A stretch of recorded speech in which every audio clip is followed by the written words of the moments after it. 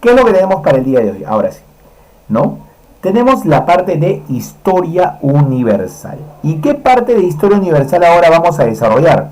Como tú sabes, seguimos en la Edad Media. La vez pasada vimos el Imperio Bizantino. El Imperio Bizantino se forma cuando se divide Roma. Es el Imperio Romano de Oriente que se transforma en el Imperio Bizantino. Punto. Y tuvo su vida, tuvo su historia de manera puntual. Ahora lo que vamos a ver es el Imperio Carolingio, que es mucho más importante. ¿No? Mucho más importante. También, ¿saben por qué? Porque ha venido más preguntas de examen de admisión sobre este tema.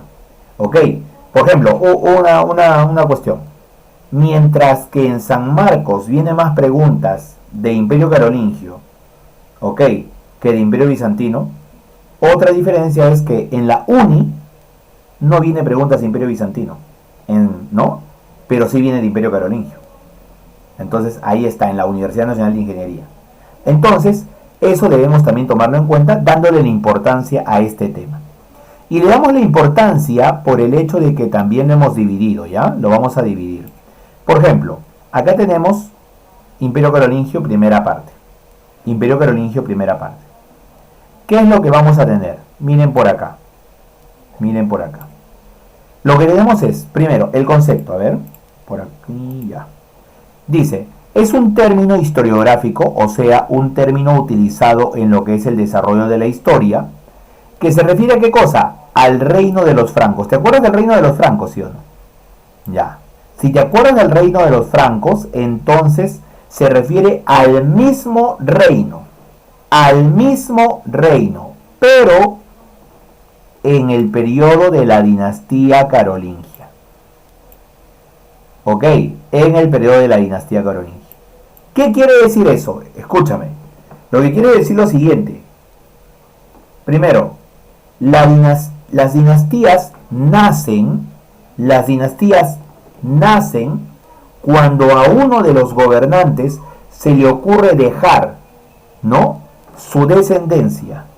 ¿Me entiendes? Su descendencia. Y de ahí continuar gobernando toda su descendencia. Si tú recuerdas, los bárbaros no eran así. Los bárbaros lo hacían por asamblea de guerreros. De ahí apareció el reino franco. Y lo seguían haciendo, ¿no?, respetando cada uno su reino. Reino franco, reino visigodo, reino ostrogodo. No estaban juntos. Pero el reino franco específicamente, va a llegar uno de los gobernantes que va a decir, a partir de ahora, mi hijo será el gobernante. Y de ahí de manera subsiguiente. Comienza la etapa de las dinastías. A eso se refiere. Dinastías. Cuando tú dejas a tus hijos, cuando dejas a tus familiares como parte, ¿no?, del gobierno. Así es. O cuando mueres, ya saben quién te va a suceder. De hecho, que alguno de tus hijos. Así es. ¿Ok? Entonces hay que tener claro eso, por favor. Hay que tener claro. ¿Qué más, profesor? Esta dinastía, la carolingia, se considera como la fundadora de ¿qué? Escúchame, ¿eh? Francia y Alemania. Si yo tengo que escoger uno de los países, Francia. Francia. ¿Está bien? Francia. Pero verdaderamente Francia y Alemania. Ya, Francia y Alemania. Incluso en el mapita de acá se puede observar claramente ya. Si tú conoces Europa, aunque sea por mapa, por ahora, acá tienes a Francia y para este lado está Alemania. Por si acaso. Actual. O sea, por eso te dicen que principalmente está como formadora de Francia y de Alemania. ¿Está bien? Ese es lo primero. Ubicación. ¿Dónde está? ¿Cómo se llama esta zona? Esto es Europa Occidental. ¿Me entiendes? Europa Occidental. Porque hay qué cosa, Europa Occidental, Europa Oriental, pues. ¿Ok? Tuvo como núcleo, centro principal, el actual territorio de Francia. Ya está. Ahí no hay problema, ¿no? El actual territorio de Francia. Para su formación se dio una alianza entre la Iglesia y el Imperio. O sea, ¿qué quiere decir? Quiere decir que el reino franco se transformó en Imperio Carolingio con el permiso, con la ayuda de la Iglesia. De la Iglesia. Con el permiso, con la ayuda de la Iglesia. Así es, fue una alianza. ¿Para qué sirve el reino? El reino sirve para una dominación militar. ¿Para qué sirve la iglesia? Para una dominación de tipo, ¿qué cosa? Ideológica. Ya está. Así se dio. Así se dio, por si acaso. ¿Está bien? Entonces, eso también debemos tenerlo en cuenta, por si acaso. Debemos tenerlo en cuenta. ¿Está bien? Listo, ya está. Alianza entre la iglesia y el imperio. Mediante la cual la primera justificaba el gobierno, ya, las guerras, a cambio de la que segunda defendiera los territorios pontificios. O sea, la primera justificaba. La cuestión religiosa sirve para justificar acá. Y en cambio la segunda agarraba y hacía que nadie se metiera en territorios de la iglesia. Nadie se metiera en territorios de la iglesia. O sea, era la fuerza militar el reino franco. Ya está. Punto. Creo que no hay problemas en eso. No hay ningún problema en ello. ¿Ya? Sigamos. Antecedentes. O sea, el reino franco existió y en algún momento de su historia se va a transformar en lo que es Imperio Carolingio. Y ese momento específico de la historia lo estudiamos nosotros. ¿Está bien? Ese momento específico lo estudiamos nosotros. O sea, el reino franco existió, normal. Pero ese momento específico, cuando Carlomagno llega al poder, es lo que estudiamos. A ver, ¿cuáles son los antecedentes? La base del imperio fue el reino franco. Ya está. Ahí no hay problema. Fue el reino franco, la base del imperio. ¿Quién es el fundador del reino franco? Acuérdate, ¿ah? Clodoveo.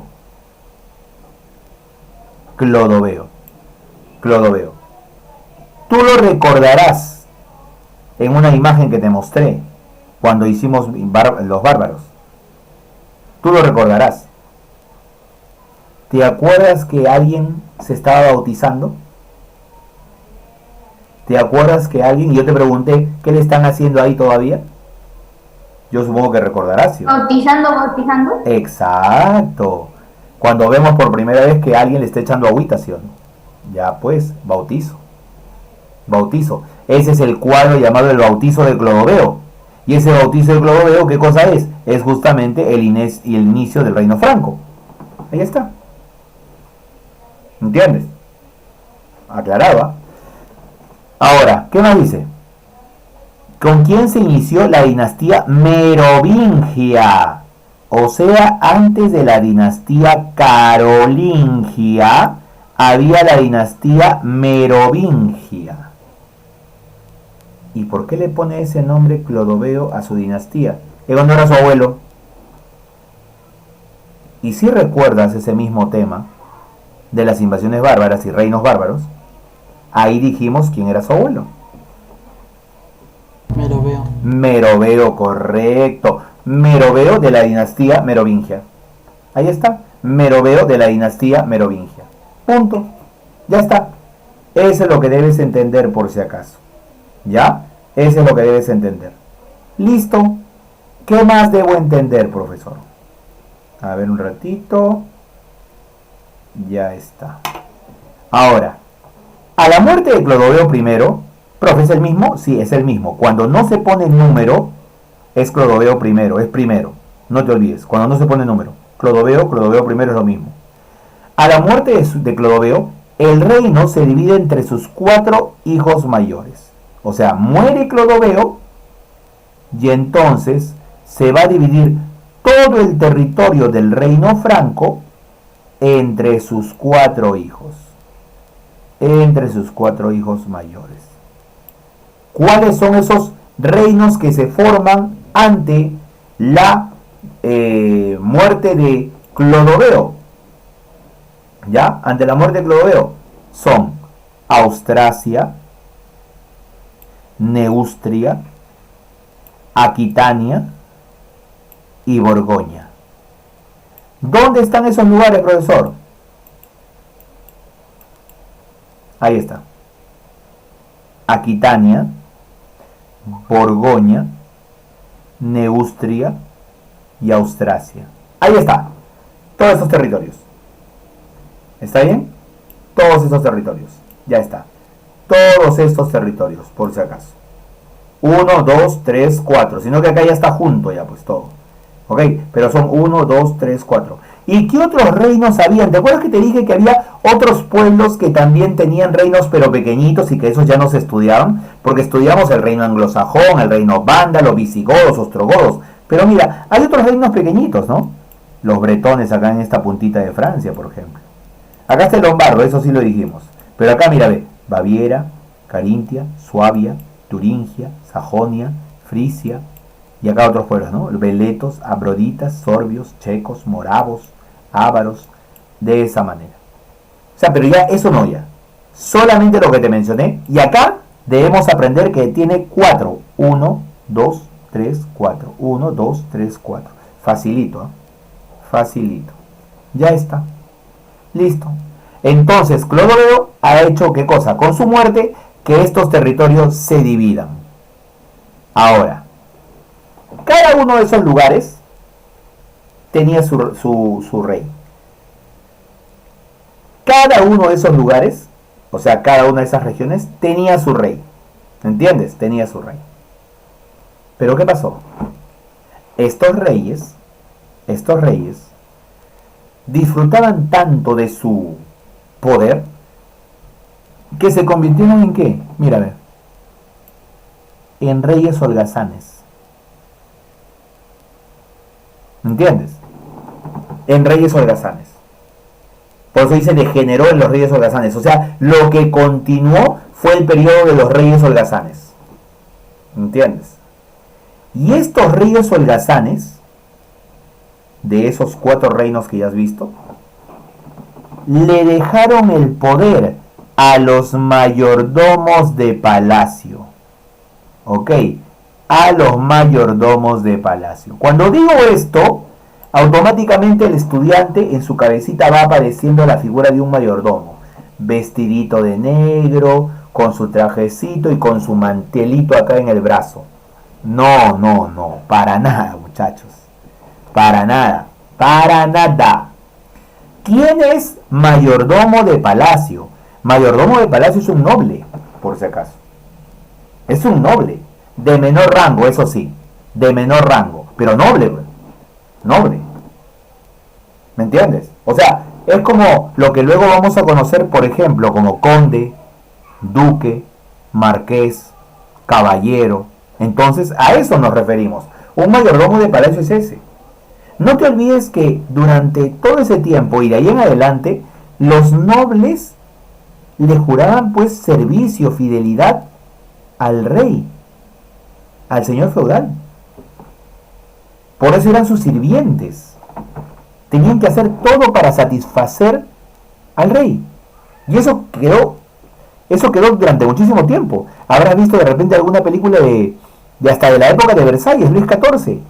Luis XIV llegó, no, porque él lo quiso así, que todos los nobles vivan en su palacio.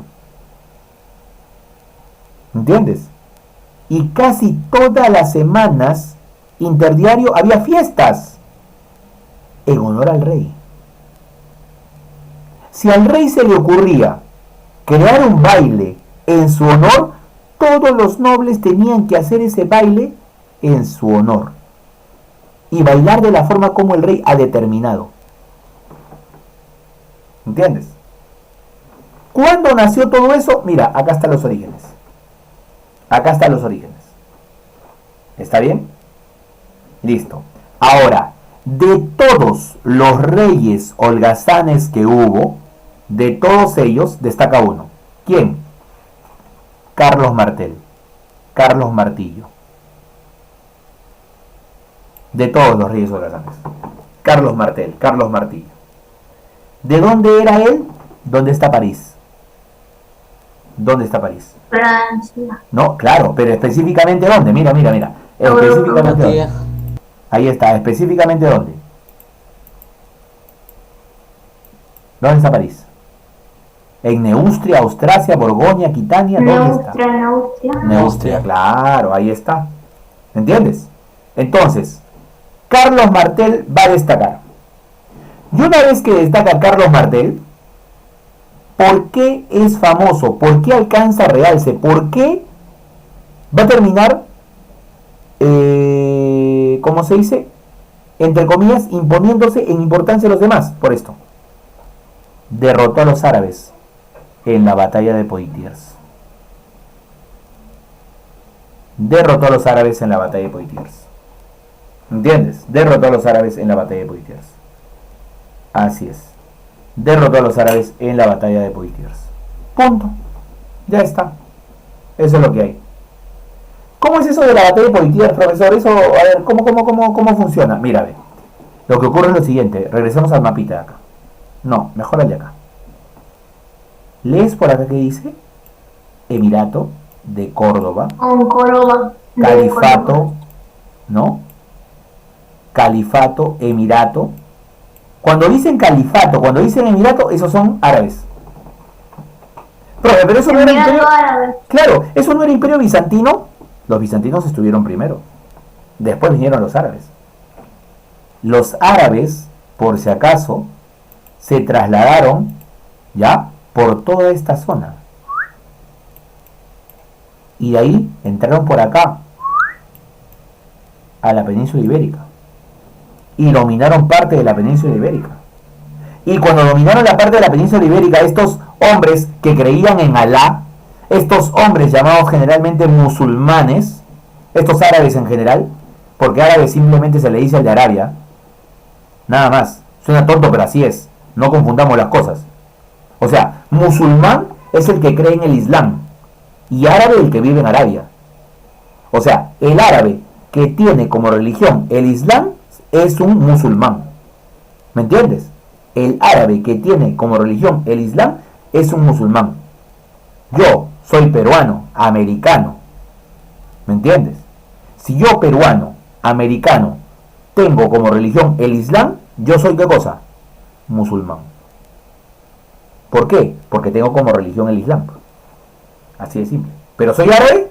No soy árabe. Porque yo no soy de la península arábica. ¿Entiendes? Así de simple. Ahora, luego de estar acá los árabes, ¿qué hicieron? Luego de estar aquí, lo que quisieron es, flum, entrar por acá. Quisieron entrar por acá. ¿Entiendes? Quisieron seguir expandiéndose para la parte de Europa, ¿no? Europa norte, en este caso ya sería. Más al norte. Quisieron entrar por ahí. Y entonces, ¿qué pasó? Apareció, como te dije, ¿quién? Apareció Carlos Martel para poner las cosas en orden. Y preparó y mandó sus tropas. Ahí está, chocaron. ¿Me entiendes? Y ese choque que se dio acá, donde vas a leer una palabrita, que dice acá, marca hispánica. ¿Me entiendes? Ahí se dio ¿qué cosa? Ahí se dio la famosísima batalla de ¿qué dijimos? Batalla de Poitiers. Entre los francos, dirigidos por Carlos Martel, y los musulmanes, árabes musulmanes, que querían entrar a territorio franco. Poitiers. Ahí está. Poitiers. ¿Está bien? La batalla de Poitiers. Y entonces, ¿quién ganó? Ganaron los árabes. Discúlpame, ganaron los francos. Perdieron los árabes. Y entonces acá hubo que poner una barrera. Así es. Para que no pasen los árabes. ¿Cómo se llamó esa barrera? Esa barrera se llamó marca hispánica. Así es. Marca hispánica. Así se llamó, por si acaso. ¿Ok? Marca hispánica. Así es. ¿Ok? ¿Quién lo hizo todo? Carlos Martel. Carlos Martel. Así de simple. Carlos Martel. Siguiente. Entonces, mira, estoy siendo bastante específico, ¿ah? Listo, acá. Carlos Martel está acá porque es el que derrotó a los árabes en la batalla de Poitiers. Y de ahí ya no pudieron pasar. ¿Qué colocó ahí? La marca hispánica. ¿Qué es una marca hispánica? Es una marca, ¿por qué? Porque ahí es una zona militarizada. ¿Por qué hispánica? Porque está en la Hispania. No te olvides que ese lugar era conocido como ¿qué? Era conocido como la Hispania. Ok, la Hispania. No te olvides, así era conocido, como la Hispania. ¿Está bien? Listo, ya está ya. ¿Qué más, qué más, qué más? Antes de pasar a la siguiente diapositiva. La imagen de la izquierda es un cuadro clásico. Es un cuadro clásico de la batalla de Poitiers. ¿Ya? Y el cuadro de la derecha, ese sí tú lo conoces. Este cuadro sí tú lo debes relacionar a otro que ya viste. ¿Ok? A otro que ya viste. ¿El bautizo? El bautizo, correcto, el bautizo de Clodoveo. Es el mismo episodio, pero en otra pintura. El bautizo de Clodoveo. ¿Está bien? Listo, ya está. Siguiente. Acá. Su hijo, a ver, ¿de quién estábamos hablando? De Carlos Martel. Su hijo, Pipino el Breve, así lo denominaban por si acaso, Pipino el Breve. ¿Qué hizo Pipino el Breve? Él destronó al último rey holgazán. Lo destronó al último rey holgazán llamado Childerico III. ¿Entiendes? ¿Y qué hizo Pipino el Breve después de sacar a Childerico? Lo que hizo fue instaurar la dinastía carolingia. ¿Entiendes? O sea, ¿quién estableció la dinastía carolingia? Acá está, Pipino el Breve. ¿Quién estableció la dinastía carolingia? Pipino el Breve. Ya no siguió la dinastía merovingia porque sacaron a Childerico III. ¿Entiendes? De esa forma es. Pipino el Breve, dinastía carolingia. Ya está. Ahora, Pipino el Breve,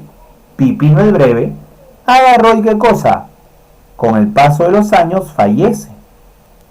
No te olvides que la mortalidad en Europa en aquellos tiempos era bastante elevada. La gente moría, o sea, a los 45, 50 era lo normal. ¿Ok? Y entonces, a la muerte de Pipino el Breve, asume su hijo llamado Carlomagno. Pero acá te cuento la historia completa. Dice Carlomagno, quien reunificó el reino. Muerte de Carlomán. A ver, ¿qué entendemos con esto que ha señalado todo el profe? Mira, Pipino el Breve tuvo dos hijos, Carlomán y Carlomagno.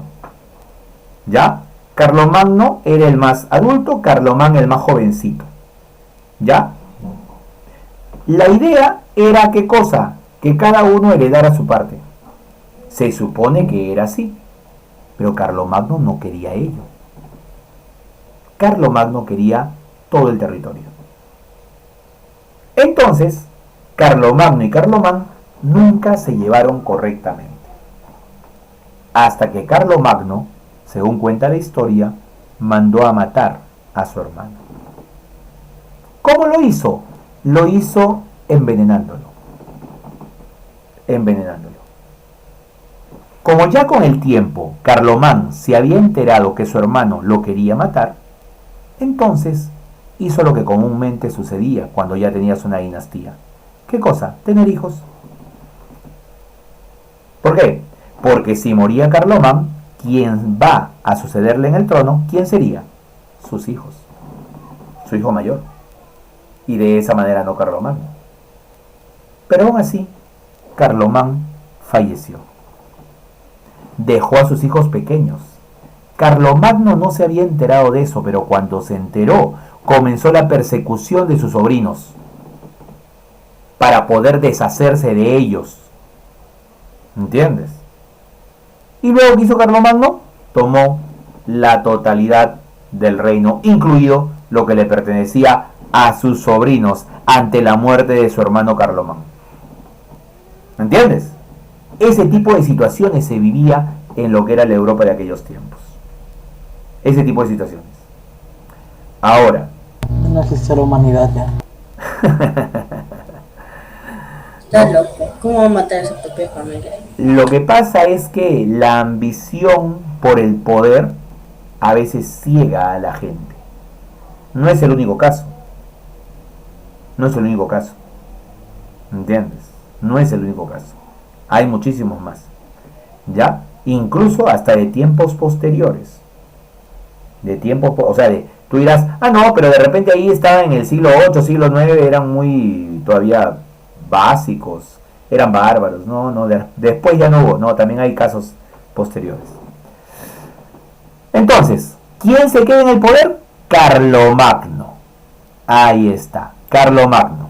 Y este Carlomagno, para poder convertirse en la figura más importante de aquellos tiempos, eso incluido otros reinos, o sea, incluido que fuera reconocido por otros reinos, va a hablar con el Papa, va a hablar con la Iglesia para hacer un pacto. Para hacer un pacto. Él se compromete, ¿ok?, a defender a la Iglesia Católica, Apostólica Romana. Él se, ¿no?, compromete, ¿ya?, a restablecer el Imperio Romano, a volver a reconstruirlo, dominando a otros pueblos. ¿Entiendes? Y entonces fundó su imperio. Fundó su imperio. Y fue coronado en la Navidad del año 800. Por el Papa que estuvo presente ahí en su coronación, el Papa León III. Porque la única autoridad que puede convertirte a ti en emperador es el Papa. Y el Papa tuvo que ir para poder coronar a Carlomagno. Así es, para coronar a Carlomagno. Diciembre del año 800, Papa León III, imagínate. A partir de ese momento, el señor Carlomagno es emperador. Y sus dominios serán, ya no será reino, será imperio. Y como es de su dinastía, imperio carolingio. ¿Con quién? Con Carlomagno. Año 800. ¿Cuánto duró? 14 años. Poquitín.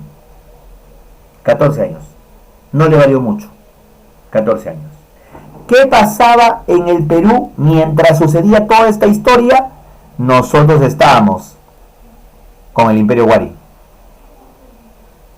con Tiahuanaco y la Portada del Sol. Entre Tiahuanaco y Huari estábamos. Eso era lo que pasaba en el Perú.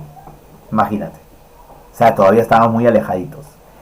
¿Qué se comprometió Carlomagno? Ser el emperador de un imperio romano, cristiano y franco. Romano, cristiano y franco. De eso se comprometió. Romano, cristiano y franco. Así es. Por si acaso. Acá está la coronación, por ejemplo, de diciembre, de la Navidad del año 800 de Carlomagno por el Papa León III. Y acá están los textos que dejaron ellos en aquel tiempo. Su coronación. ¿Entiendes? Y de esa manera Carlomagno llega al poder. Profesor, ¿por qué estuvimos a Carlomagno si solamente gobernó 14 años? Esos 14 años fueron revolucionarios. O sea, fueron cambios totales y radicales. Con decirte que el territorio del reino franco se dividió en condados, ducados, ¿ok?, y marcas. Y en la marca saldrá el marqués, en el condado el conde, y en el ducado el duque. Esos nombres que hasta la actualidad manejamos. Recalco, ¿qué se comprometió Carlomagno? Ser un emperador de un imperio romano, cristiano y franco. Ahí demuestra que quiere reconstruir el imperio. Y esa es la promesa que le hace al Papa León III. ¿Está bien? No te olvides de ello. ¿Ya? A ver qué dice acá. Eso es todo lo que corresponde al Imperio Carolingio parte 1. ¿Ya? Profesor. Listo. Entonces, esto es lo que corresponde al llamado Imperio Carolingio. No te olvides, la promesa de Carlomagno es ser un emperador de un imperio romano, cristiano y franco. No te olvides de eso. Eso es lo que faltó decir nada más. Y lo otro, los cambios que hizo. Ya te dije uno, lo del territorio. Dos, una organización administrativa importante. Tres, el gran modelo de educación. Sabía claramente Carlomagno que la educación es la mejor forma de poder manejar las cosas. ¿Entiendes? La mejor forma. Por eso creó escuelas. Escuelas. Pero eso lo veremos ya en una parte posterior.